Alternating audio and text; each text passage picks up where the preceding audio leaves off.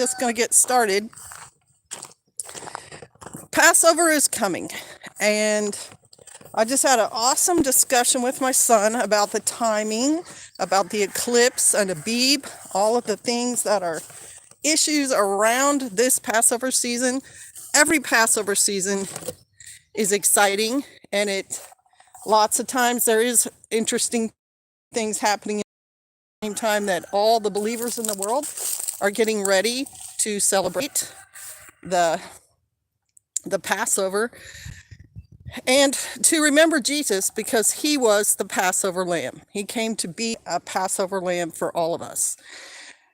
I say it all the time when I do videos on the Lord's feasts, that there is lots of spiritual activity going on in the world at this time. Shalom, sign in, y'all. Say hello, whoever's there. And so, like some of the stuff that we see, there's Aid again. You were first yesterday too, I think, Aid. Some of the stuff we see happening at this time around feasts is bad things, like keys getting lost, phones getting broken, tires going flat. Yeah, I am moving the thing around so I can get the legs down.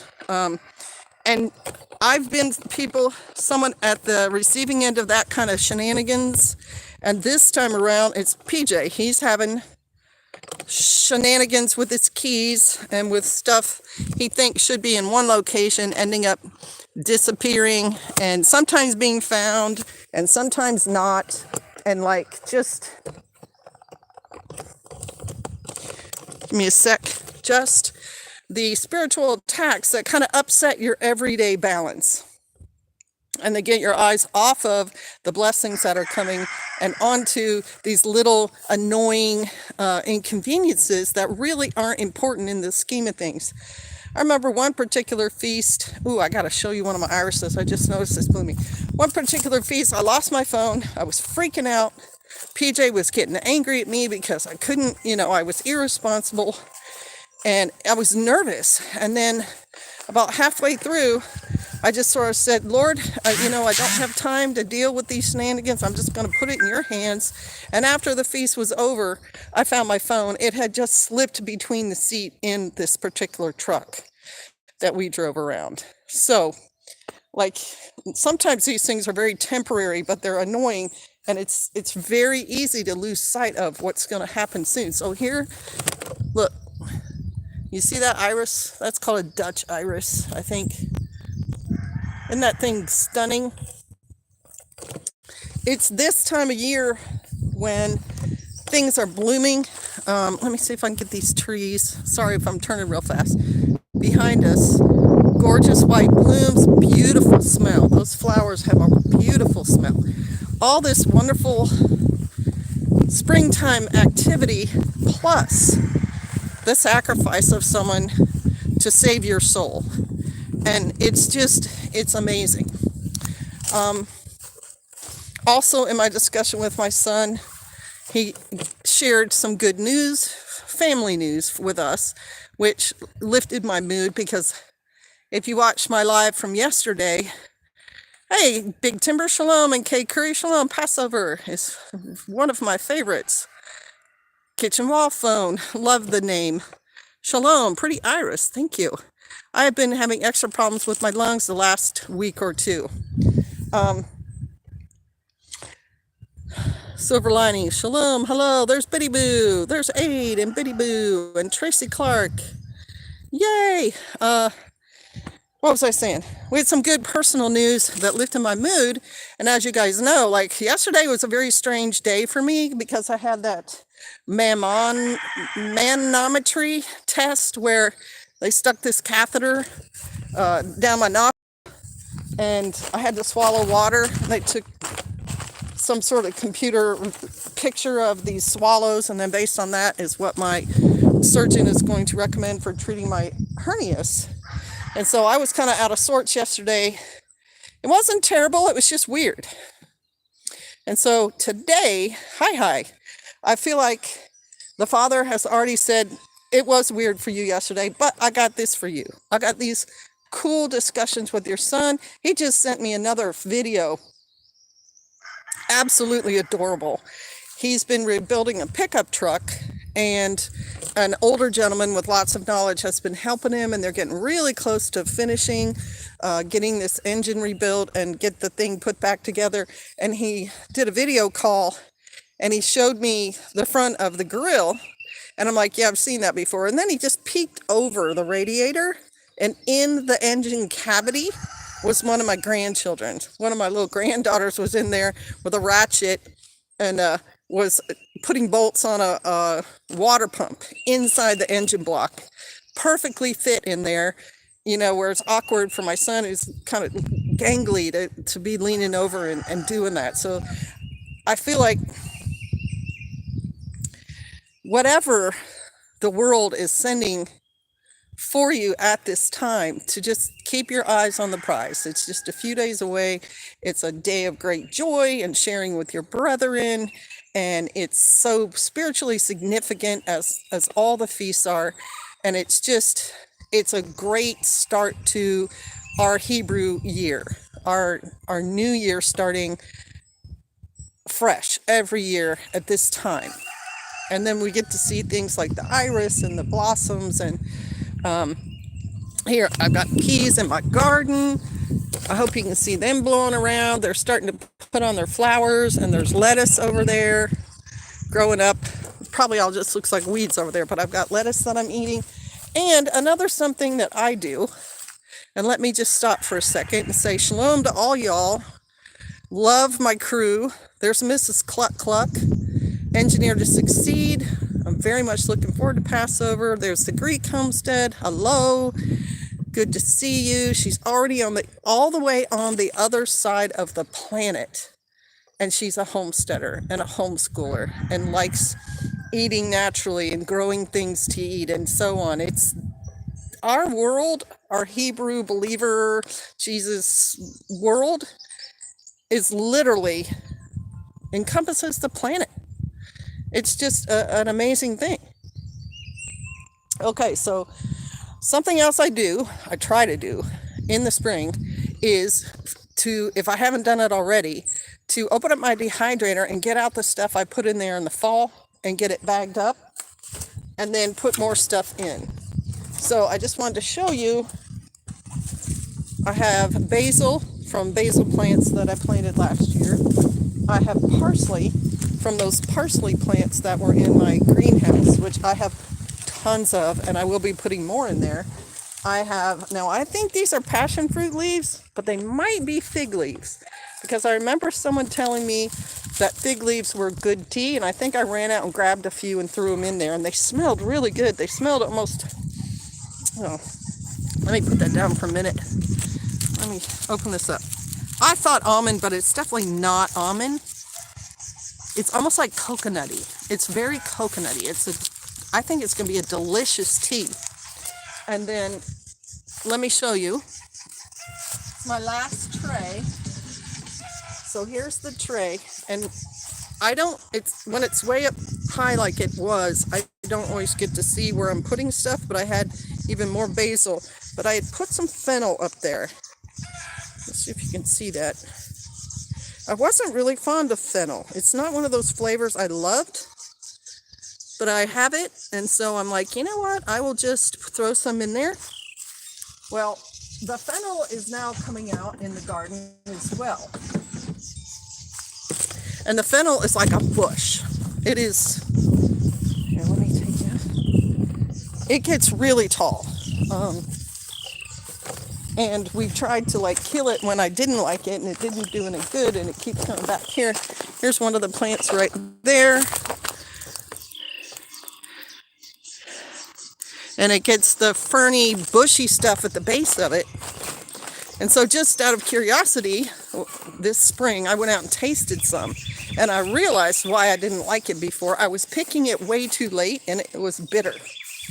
But if you pick this stuff when it's bushy, kind of like that, it smells good, but it has this lovely, sweet taste to it.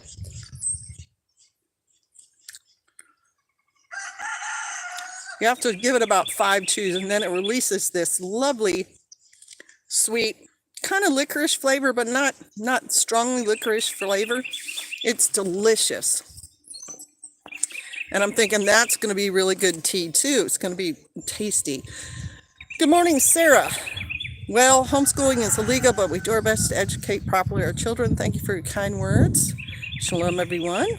And there's Mosby's Men. Passover is a close second, but Tabernacles is my favorite. There was a discussion on Our Lady's messaging board this morning, and the same two things were said. One person's like, Passover is definitely my favorite, and someone else is like, Tabernacles is my favorite. They're all my favorite. I love all the Father's feasts for different reasons. Okay, let's see. All right, so let me continue on in what I was saying. So, dehydrator, it's in serious shoddy shape. It needs some repairs, but it doesn't matter. So I've gotten the dried stuff out, and now I'm going to put some fresh stuff in. And so I went out and I picked more fennel just because I fell in love with this fresh fennel. Look at this. And I just throw it up there. It just goes up on the tray. I don't even, like, half the time I can't hardly see where it is. You can see it kind of right there, but like, it's certainly not organized or distributed in any special kind of way. I just gotta put it up there to get it in there.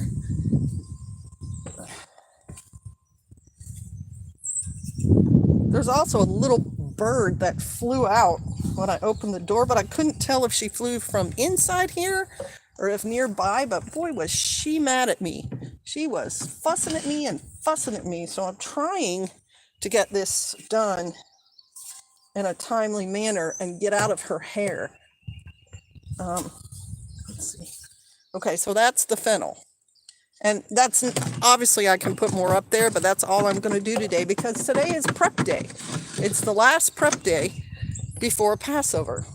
And we have to be prepped for Shabbat.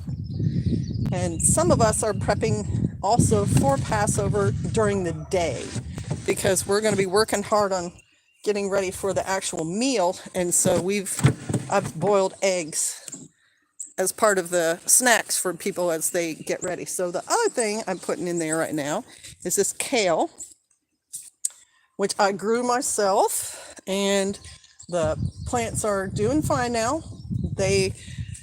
Until the heat comes and the bugs come, the kale, the broccoli, the cauliflower, the Brussels will all be doing great. And then as soon as, I think they're called empire beetles or emperor beetles, as soon as those guys come out and the cabbage moths, these brassicas will be destroyed. The plants, they barely make it through, and then if they are alive in the fall, then they start to leaf up and they come back for a brief rebirth. And then something else I picked that's growing around is lamb's quarter. That's going to go up there too, because I love having greens in here and then eating them over winter.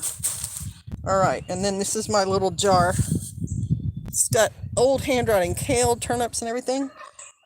It's like a couple of years old. There's mustard greens on there, and I will get more turnip greens from my turnip plants that I planted on another part of the property, like back in February or March, because they're up. Now, the turnips themselves aren't going to be ready till like the end of the summer to eat, but the greens are up now, and I like eating them fresh, but also dehydrated. I'm going to go in the greenhouse for just a minute, look at your comments, and then I'm going to pick some of that parsley. Okay. All right, let's see if I can get this in here without making too big of a mess. Here we go. Sukkot, yep, prepping for Shabbat and Passover. We're going to make haroseth later this afternoon. And haroseth is not required, but it is a nice additive. And so we make it and eat it with our matzah also. So here's the parsley plants. That's a baby plant that came off of the mom. who was in this corner. This thing was like this last year. This baby and that baby, all that parsley. I hope you got to see it. And the parsley for some people is the bitter herb for Passover. I think our group tends to favor horseradish, but some people eating raw parsley is like a bitter herb for them. So this is going to go in the dehydrator. And funny thing I found, when you pick like the kale leaves and stuff and the spinach, yep, we're going to have spinach going in there too. It grows more leaves. I love that. So I'm going to set you guys down for just a minute. I'm going to pick some of the spinach leaves.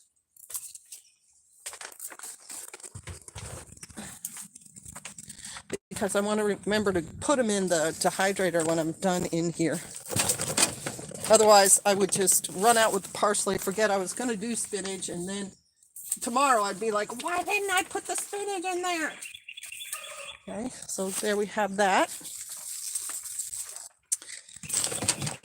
And I'm going to show you one more thing that comes with the spring. That's like part of the whole month of Abib, Passover, springtime wonderfulness. Look at that little strawberry.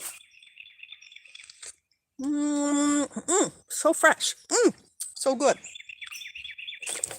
There's nothing like growing your own stuff, guys. That's all I'm going to say about that.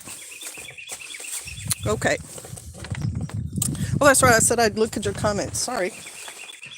All right, let me find a place to sit down in here if I can.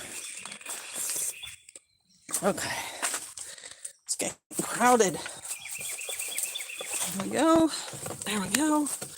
And then let's just lower you guys down. Here we go. So I can see you. My favorite bitter herb is wood sorrel. I don't know if you could call wood sorrel a bitter herb. I mean, it's tangy. It's kind of delicious. All right. River Bottom Homestead. Hog Sameach, SK and PJ from Susan in Oklahoma. Hog Sameach. Happy Holy Day. Nice. I like your River Bottom name for your channel too. We use horseradish. My favorite bitter herb is wood sorrel. I really like how it starts to show itself just before Passover every year, right? We just started noticing the sorrel as well. Matthew Bias, morning from West Virginia. Free Constant, I love spinach. We never managed to succeed on growing strawberries. Isn't that interesting? Look at that spinach. It's not huge, but I'm proud of it. I had a hard time growing spinach here, so I'm really glad I did it. I did not do as well with strawberries when I grew it outside the greenhouse in the beds. I don't know why, but in here, in these little squares, it seems to be much happier and is doing better. Taking apart the oldest coop to renovate the newest coop. Well, that sounds like a wonderful thing to be doing on a day like today. George, sorry, just joining the chat. Hello. We are close to the Washita River in southern Oklahoma, Johnston County. So it's nice and warm down there, and you probably get some interesting storms and stuff too. Absolutely. Okay. See if I missed any other. Prepping for Shabbat. Going to make Haroset. Oh, we talked about that. Yep. All right. I've got all your comments. So let's go put this stuff in the dehydrator now. Oh, yes. Yep. So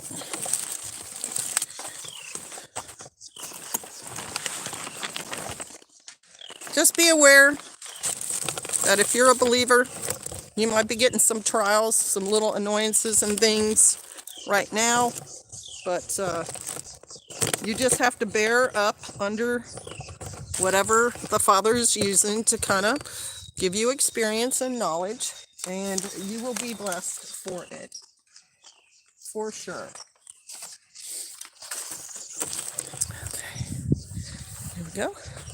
It's also a time of year when believers who are homesteaders and have extra might have baby animals they want to give away to a brother or a sister, like the firstborn of one of their creatures.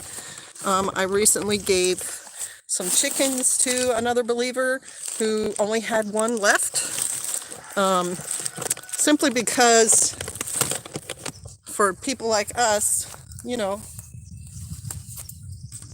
having 20 chickens may be too many eggs for me. Don't really need to have that many eggs, but I like having a flock where there is extra in case you lose any. But it was just really more than I needed. And it included a rooster. I was able to give her hens and a rooster. So I'm down to just 3 roosters, and that's still too many for the number of hens I have. But it's kind of nice to share and bless people in your circle with your abundance that the Father has given you.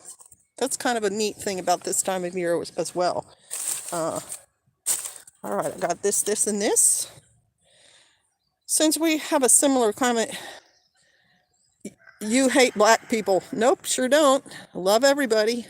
Love all colors of people. There's Striker Cade. Hey, shalom. Are you getting ready for Passover? Hang on. I forgot one of my trays. I got to stick it in there. I intend to send out a Shabbat Shalom message to some of the sisters who I got contact information from the women's group. That's one of the things on my list today because I realized I haven't done any of that and I really should. All right, let me see. Oh wait, Striker Cade is probably not who I'm thinking. Sorry, you guys.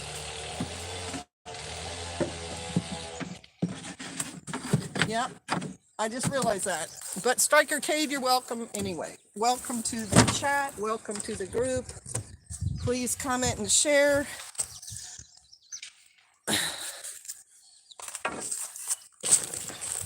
I do still have to send out the messages, just because. Got to reach out to my sisters. All right. Since we have a summer climate, I'm wondering, how was your winter? Kind of warm for us. We had some really cold days in this winter, but we usually do have a couple of cold days in the winter. It was, I don't think it was below 0, but it was certainly down, man, I can't even remember if it was 20 degrees above 0 or 20 degrees below. But in this little cottage, it can be very cold because the kitchen floor is not really insulated. Gonna put this down again and then come out and just chat for about like 5 more minutes, and then I'm gotta get lunch ready. Let me get this out of my hands. Yep. Get that out of my hands. Oh, you hear our wind chime? That's PJ's birthday present this year. It's a really musical, like in the key of C, wind chime. And it's got real pretty sound to it, I think. All right. Here we go. Let's see what else. Message deleted by Aid. View deleted message. Oh, you didn't have to delete that. That's a beautiful preference. I'm up to make matzah. Love and blessings to you all. Yeah, I'll be making it on Sunday. I had no idea you had a channel. So happy to find you. I'm all ready for Passover. Yes, ma'am. We met at the Ruckus. Okay. Well, welcome to the channel. Sorry, I'm listening, but doing dishes also. It's a great thing to do dishes with stuff in the background. Doing dishes used to be I used to dislike it so much. I would be getting angry while I did it, and that's not healthy. Trying our first Passover this year. Watch Pastor Joe's videos, trying to learn about it. He said, cook the food by fire. Do I cook the meat by fire or the entire meal by fire? Good question. Just the meat. You can cook the matzah any way you'd like. It's, most of us just do it in the frying pan with flour and water. And it's just real simple. It's like a cup of flour and a cup of water, and you mix it and make these little tiny pancakes and just fry it in olive oil. Now, if you're not slaughtering your own lamb, if you're like buying a cut of meat from the store, absolutely, I would still cook it by fire. The thing about when you do your own lamb, you're going to have leftovers. You're going to have like the feet and the head and stuff like that. And the Bible says to cook it all, to burn it all, not to have any of it left over. And so it's not a requirement that you butcher a lamb. It's simply a remembrance of the original circumstance. But if you're gonna butcher it, then you should, adhere to the way the Father wants the meat taken care of. And then the only things required, here she is, she wants to sit in my lap only when I'm doing live streams. Guilty! It's the bitter herb, the unleavened bread, and the meat. That's all that's required. So you can have just that, and that's usually what we do, is just those three ingredients, and sometimes we add a little bit more, like Haroseth, which has a biblical meaning to it. It's not a requirement. And sometimes we do like Mediterranean type foods if people are new and they're not as strict or whatever as we are. I'm not saying we're strict. We're just trying to stick to the word. So grapes, maybe some cheese, maybe some feta, stuff like that. Kitchen wallpaper, wall phone. I'm planning to make matzah this year instead of buying it. And we usually buy some too this year. I don't think we're going to get around to it just because we're so busy. But we usually had a box in reserve just in case for some reason we ran out, which we never do, because the requirement doesn't say you have to eat all the matzah. It just says eat matzah. And it's the same during the unleavened week of unleavened bread. It doesn't say how much to eat. It says if you're going to eat bread, eat unleavened bread. And so you're supposed to have at least a bite every day, but that doesn't mean that you have to make tons and tons of it and eat tons and tons of it. It's kind of up to you to decide. But for those of us who've been doing this a little while, we get fond of having the matzah and doing like matzah pizzas and matzah sandwiches and matzah desserts, like the bread dipped in chocolate, or sprinkled with powdered sugar and like cinnamon. It's just, yeah. I don't want you to feel like it's a burden. Engineer to seed. Shalom, have a wonderful day of prep. I have to get back to preparing myself. Sundown comes far too quickly. Yes, it does. There's Red Prepper.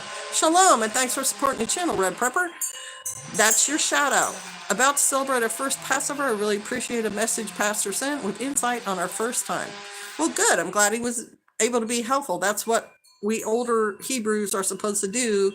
For you younger Hebrews, newer, I am using my husband's account. Shalom, says Mike Honda, who is not Mike Honda.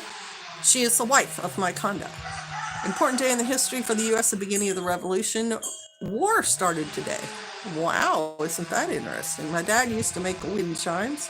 What bitter herbs do you use? George, we just talked about this. So we've used more than one over the years. We use horseradish a lot of times now, but some people use parsley. I actually had a hyssop plant one year, and I used the hyssop, and it kind of tastes like rosemary. And then Palmetto Paratrooper said he likes to use wood sorrel. It's an herb that grows out in the woods, and it's actually got kind of I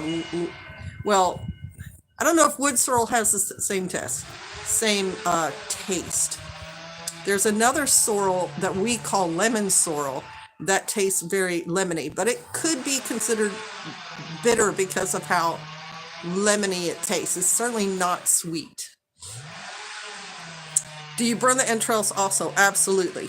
Everything left over. Apple butter and matzo. There you go. Apple butter, cottage cheese, and matzo would be delicious as well. Or even matzo tacos. I mean, there's a lot of options. My name is Jen Honda. All right. Welcome to the chat, Jen. Welcome to the live stream.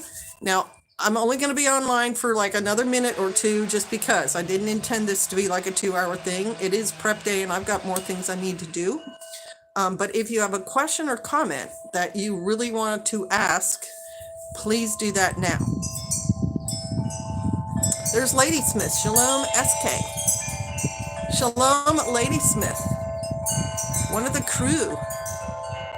I'm about to sign off. Shalom Shire Farm. Have a wonderful Passover. We had ours earlier this month. We raised our own lamb, so that was easy. That's awesome, and I like Shalom Shire. I like that title to your channel, and thank you for tuning in on the live. I do lives, not regularly. I don't have like a 7 o'clock on a Tuesday night schedule, but I do them periodically. And so I will post on Instagram and YouTube, usually with a photo, sometimes of flowers, sometimes of other things. And it'll say live at 5 or live in 5. And then about 5 minutes later, I'll start my live stream. So if this is your first time coming and you'd like to, sit in on more, you are welcome to. I love comments. I love questions. I love hearing about your gardening or your homestead. I'd love to hear about your Torah walk, how you got to Torah. One other thing I wanted to say is Sabbath Lounge is 2 brothers who have a YouTube channel and an Instagram. And Matt and Jake, interviewed me when my book first came out. And so they have like a podcast, and they have been interviewing other Torah observant people, including Steve Mutria and others. And then one of their latest ones is a TikTok person, and Leaving Christianity might be his TikTok channel. I think that's it. I didn't catch all the details of it, but after being in this walk 12 years, it's really interesting to me to see how even mainstream pastors, because this man, can't even remember his name, might have been Joshua. He was a mainstream pastor. He was about to become the associate pastor of a Christian church when he started coming to Torah, seeing in the Bible the words, what is truly written, and how the church he had been in was very far from being just walking according to the word. And to me, that's just another fulfillment. It's another cycle of rebirth, and here we are at the beginning of our Hebrew year and celebrating the Passover and the sacrificial lamb of Yeshua dying for our sins. And that mainstream pastor in that conversation mentioned how many people in Christian churches are leaving and finding Torah, which I think is pretty cool. So that's kind of a, just stop the live stream there. As far as my input, I'll look at a few of your comments. But to just bring the whole thing around, like it's just a beautiful, beautiful time. All right, let's see. Subscribed, Sister Kate, shalom to you, and PJF, thank you so much. Our second year celebrating the feast, yay! I'm a very large child.